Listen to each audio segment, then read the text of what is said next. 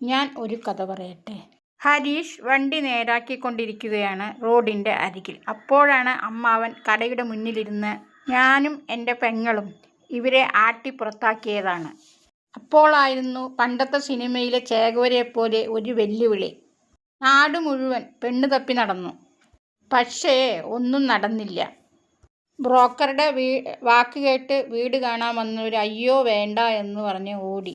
അവിടെ പുല്ലുപോലും മുളച്ചിട്ടില്ല. ഹരീഷ് അപ്പോഴേക്കും വണ്ടി നേരാക്കി കഴിഞ്ഞു. എത്രയായി ചോദിക്കുമ്പോൾ തന്നാൽ മതി എന്ന് ഹരീഷ് പറഞ്ഞു. അങ്ങനെ പൈസയും കൊടുത്ത് അയാൾ തിരിച്ചുപോയി. ഹരീഷ് നേരെ കടയുടെ മുന്നിൽ പോയിട്ട് എനിക്ക് കുറച്ച് സംസാരിക്കാനുണ്ട്, ഒന്ന് അങ്ങോട്ട് വരുമോ എന്ന് ചോദിച്ചു. അമ്മാവൻ, ഞാൻ എന്തിനു അങ്ങോട്ട് വരണം? ഹരീഷ്, ഇവിടെ വെച്ച് നാറണോ അതോ ഒറ്റയ്ക്ക് നാറണോ? താൻ എന്തായാലും നാറും. അത് എങ്ങനെ വേണമെന്ന് താൻ തീരുമാനിക്കേ. ഞാൻ വരാമെന്ന് പറഞ്ഞ് അമ്മാവൻ ഹരീഷിൻ്റെ കൂടെ അങ്ങോട്ടേക്ക് മാറി നിൽക്കുന്നു. ഹരീഷ് അമ്മാവനോട് ഇങ്ങോട്ട് നീങ്ങി നിൽക്കാൻ പറഞ്ഞു. നിങ്ങളുടെ വീട്ടിലത്തെ കല്യാണം എങ്ങനെ നടന്നതെന്ന് ഞങ്ങൾക്കും അറിയാം, നിങ്ങൾക്കും അറിയാം. കല്യാണ തലേന്ന് രാത്രി നിങ്ങളുടെ മരുമകളാണ് ഞങ്ങളുടെ വീട്ടിലേക്ക് വന്നത്. നിങ്ങളുടെ മരുമകളാണ് എനിക്ക് സുഭാഷേട്ടനെ മതി എന്നും പറഞ്ഞ് മതിൽ ചാടി വന്നത്. അപ്പോഴേ ആ കല്യാണം നടത്തിയിരുന്നെങ്കിൽ ഞാൻ വെല്ലുവിളിച്ചത് ഇപ്പോൾ സത്യമായിരുന്നേനെ. നിങ്ങൾ അവൾക്ക് വേണ്ടി കണ്ടുപിടിച്ച ആ വലിയ വീട്ടിലെ ചെറുക്കനില്ലേ, ദുബായിലത്തെ ഷെയ്ഖ്, അവനെ വേണ്ടെന്ന് വെച്ചിട്ടാണ് സുനന്ദ എൻ്റെ ഏട്ടനെ മതി എന്ന് പറഞ്ഞു വന്നത്. അത് എൻ്റെ ഏട്ടൻ വേണ്ട എന്ന് തീരുമാനിച്ചത് കൊണ്ടാണ് നിങ്ങൾ ഇപ്പോഴും കടയുടെ മുന്നിലിരുന്ന് വാചകമടിക്കുന്നത്. അല്ലായിരുന്നെങ്കിലേ എൻ്റെ വീട്ടുകാരെ പറ്റി ഓരോന്ന് പറഞ്ഞു നടക്കണ നാട്ടുകാരെ നിങ്ങളെപ്പറ്റിയും അതൊക്കെ തന്നെ പറഞ്ഞു നടന്നേനെ. നിശ്ചയിച്ച കല്യാണം നിന്നുപോയി നാണം കെടണ്ട എന്ന് വിചാരിച്ചിട്ടാണ് സുഭാഷേട്ടൻ സുനന്ദയെ തിരിച്ചയച്ചത്. എന്നിട്ട് ആ കല്യാണത്തെ പറ്റിയും ഞങ്ങൾ വലിഞ്ഞു കയറി വരുന്നതിനെ പറ്റിയും നാണമില്ലാണ്ട് നിങ്ങൾ വാചകമടിക്കുന്നത്. ഇത് നിങ്ങൾ കേൾക്കാൻ മാത്രം വേണ്ടി ഞാൻ മാറ്റി നിർത്തി സംസാരിക്കുന്നില്ലേ? അതാണ് എൻ്റെ സംസ്കാരം. ഇതേ കാര്യം കുറച്ച് ഉറക്കെ എല്ലാവരും കേൾക്കണ പോലെ ഞാൻ പറയട്ടെ. അമ്മാവൻ വേണ്ട എന്ന് പറഞ്ഞു. ഞാൻ നടന്നത് പറഞ്ഞാൽ നിങ്ങൾക്ക് ഈ നാട്ടിൽ തലയുയർത്തി ഇനി നടക്കാൻ പറ്റില്ല എന്ന് ഹരീഷ് പറഞ്ഞു. ഈ വലിയച്ഛൻ കുല്യച്ഛൻ വയസ്സിന് മൂത്താൾ എന്നൊന്നും ഞാൻ നോക്കില്ല. സുഭാഷേട്ടൻ വേണമെങ്കിൽ നോക്കുമായിരിക്കും. വെറുതെ കൈക്ക് പണിയുണ്ടാക്കണ്ട, അത് കിളവന് താങ്ങാൻ പറ്റില്ല. കടക്കാരൻ, എന്താ ഗംഗേട്ടാ അവിടെ വലിയൊരു സ്വകാര്യം? അമ്മാവൻ, ഒന്നുമില്ല. നിധിക്ക് കമ്പനിയിൽ നിന്ന് ഫോൺ വരുന്നു. ആദ്യത്തെ ഇൻ്റർവ്യൂ പാസ്സായല്ലോ, ഇനി അടുത്ത ഇൻ്റർവ്യൂവിന് നാളെ 10 മണിക്ക് കൃത്യം വരണമെന്ന് പറഞ്ഞ്. ഹരീഷും സുധീഷും കാറിൽ വന്നുകൊണ്ടിരിക്കുകയാണ്. എടാ, സുഭാഷേട്ടൻ വല്ലാണ്ട് തകർന്നിരിക്കുകയാണ്. നിധി ഫോൺ വിളിച്ചപ്പോൾ പറഞ്ഞതാ. ഏട്ടനെ പറ്റി ഓർക്കുമ്പോൾ എനിക്ക് വിഷമമുണ്ടടാ. ഇപ്പോൾ വിഷമിച്ചിട്ട് എന്താ കാര്യം, കഴിഞ്ഞതൊക്കെ കഴിഞ്ഞില്ലേന്ന് ഹരീഷ്. ഈ സങ്കടത്തിലും എനിക്ക് സന്തോഷം കണ്ടെത്തുന്ന കാര്യം എന്താണെന്നറിയോ? നിധി എന്ത് വിഷമമുണ്ടെങ്കിലും എന്നെയാണ് ഫോൺ ചെയ്യുന്നത്. അതിലൊരു ചെറിയ സന്തോഷം, അത്രയേ ഉള്ളൂ. എടാ, ഞാൻ സുഭാഷേട്ടൻ സങ്കടത്തിലിരിക്കുമ്പോൾ എനിക്ക് സന്തോഷമുണ്ടെന്നല്ല പറഞ്ഞത്. സുഭാഷേട്ടൻ്റെ കാര്യത്തിൽ നല്ല വിഷമമുണ്ടെങ്കിലും നിധി ഫോൺ വിളിക്കുമ്പോൾ ഒരു സന്തോഷം. ഹരീഷ്, ഞാനും അതന്നെ ആലോചിച്ച്. ഇന്ന് സുഭാഷേട്ടനെ പറ്റി തന്നെ ഞാൻ ആലോചിക്കുകയായിരുന്നു.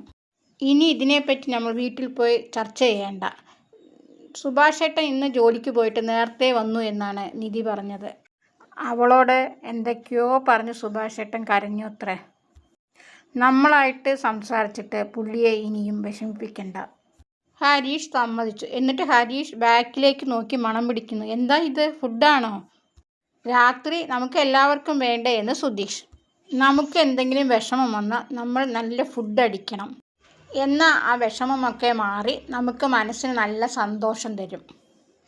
സുധീഷേട്ടനാണോ ഈ ഭക്ഷണത്തിനൊക്കെ പൈസ കൊടുത്ത് ഇത്രയും വാങ്ങിയത്?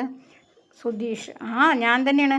സുധീഷേട്ടൻ ഇങ്ങനെയൊന്നും പൈസ ചിലവാക്കാറില്ലല്ലോ. ജീവിതത്തിൽ ആദ്യമായിട്ടാണ് ഇങ്ങനെയൊക്കെ പൈസ ചിലവാക്കുന്നത്.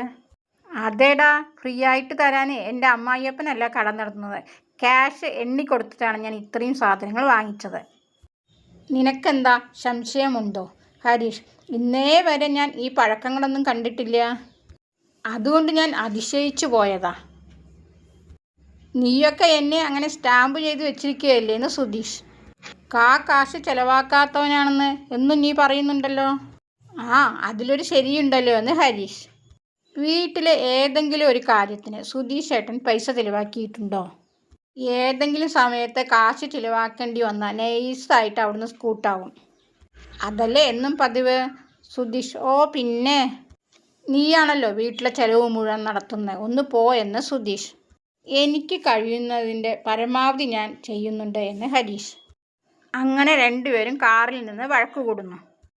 സുഭാഷിനോട് നികേഷ്: എൻ്റെ കോളേജിലും ഇതുപോലൊരു സംഭവം നടന്നു, അതൊന്ന് ഏട്ടൻ കേട്ടു നോക്കുക, അപ്പോൾ ഏട്ടൻ്റെ വിഷമമൊക്കെ മാറും. സുഭാഷ്: ശരിയടാ. ഇന്ന് എണീറ്റ് സുഭാഷ് അടുക്കളയ്ക്ക് പോകാൻ നിൽക്കുമ്പോഴേക്കും സുധീഷും ഹരീഷും ഭക്ഷണവും കൊണ്ട് കയറി വരുന്നു. സുഭാഷ്: ഇതെന്താടാ കയ്യിൽ? സുധീഷ്: കുറച്ച് ഭക്ഷണം വാങ്ങിച്ചു, ഇവിടെ ഉള്ളവർക്കെല്ലാം കഴിക്കാൻ വേണ്ടിയിട്ട്. എന്തിനാടാ നീ ഇങ്ങനെ പൈസ ചിലവാക്കുന്നത് എന്ന് സുഭാഷ്. സുധീഷ്: ഇവിടുത്തെ ഭക്ഷണം സ്ഥിരമായി കഴിച്ച് മടുത്തു, അതുകൊണ്ട് വാങ്ങിയതാണെന്ന് പറയുന്നു. നിധി സുധീഷിനോട് പോയി കൈ കഴുകിയിട്ട് വരാൻ പറഞ്ഞു. എല്ലാവരും കൂടെ വട്ടത്തിലിരുന്ന് ഭക്ഷണം കഴിക്കാൻ തുടങ്ങി. അപ്പോൾ സുഭാഷിന് മാത്രം ഭക്ഷണം കഴിക്കാൻ പറ്റുന്നില്ല. ഏട്ടാ കഴിക്കുമെന്ന് നികേഷ് പറയുന്നുണ്ട്. സുഭാഷ്: എനിക്ക് വിശപ്പില്ലടാ, ഭക്ഷണം വേണ്ടെന്ന് പറഞ്ഞു. അപ്പോഴേക്കും അച്ഛൻ വന്നു. അച്ഛന് നിധി ബിരിയാണി കൊണ്ട് കൊടുക്കുന്നുണ്ട്. അച്ഛൻ പാട്ടൊക്കെ പാടി ബിരിയാണി കഴിക്കുന്നു. സുഭാഷിൻ്റെ സങ്കടം മാറാൻ വേണ്ടിയിട്ട് സുധീഷും ഹരീഷും നികേഷും ഡാൻസ് കളിക്കുന്നു. പിന്നീട് എല്ലാവരും കൂടെ ഡാൻസ് കളിയായി. നിധി ഇൻ്റർവ്യൂവിന് പോകാൻ വേണ്ടി ഒരുങ്ങുന്നു. നിധിയെ കൊണ്ടുവിടാൻ വേണ്ടിയിട്ട് സുധീഷ് കണ്ണാടിയുടെ മുന്നിൽ നിന്ന് ഒരുങ്ങിക്കൊണ്ടേയിരിക്കുകയാണ്. ഹരീഷ് മാറി നിൽക്കാൻ പറഞ്ഞിട്ടും സുധീഷ് കേൾക്കുന്നില്ല. അങ്ങനെ രണ്ടുപേരും കൂടെ വഴക്കായി. സുഭാഷ് പറയുന്നുണ്ട് ഒന്നും മിണ്ടാതിരിക്കാൻ, ഒരു കണ്ണാടിയും കൂടെ വാങ്ങണം എന്ന് വിചാരിച്ചാണ്, എന്നാൽ പിന്നെ രാവിലത്തെ ഈ വഴക്ക് ഒഴിവാക്കാമല്ലോ എന്ന്. നിധി അങ്ങനെ ഒരുങ്ങി വരുന്നു. സുധീഷ് നോക്കി നിൽക്കുകയാണ്. നിധി സാരി ഉടുത്തിട്ട് വന്ന് നിൽക്കുന്നത്. സാരി ഉടുത്തിട്ട് കാണാൻ എന്തൊരു ഭംഗിയാണ് നിധിയെ എന്ന് സുധീഷ് പറയുന്നുണ്ട്. ഇത് 3ാമത്തെ തവണയാണ് നിധി സാരി ഉടുക്കുന്നത് എന്ന്. സുഭാഷ് ഏട്ടൻ നിധിയോട് ഭക്ഷണം കഴിച്ചിട്ട് പോകാൻ പറഞ്ഞു. വേണ്ട ഏട്ടാ, എനിക്ക് നേരമായി എന്ന് പറഞ്ഞെങ്കിലും സുഭാഷ് ഭക്ഷണം കഴിക്കാൻ കൊടുക്കുന്നു. എന്നിട്ട് പ്രാർത്ഥിച്ചിട്ട് ഇൻ്റർവ്യൂവിന് പോകാൻ പറഞ്ഞു സുഭാഷ്. ഓക്കെ, ബൈ, വീണ്ടും കാണാം.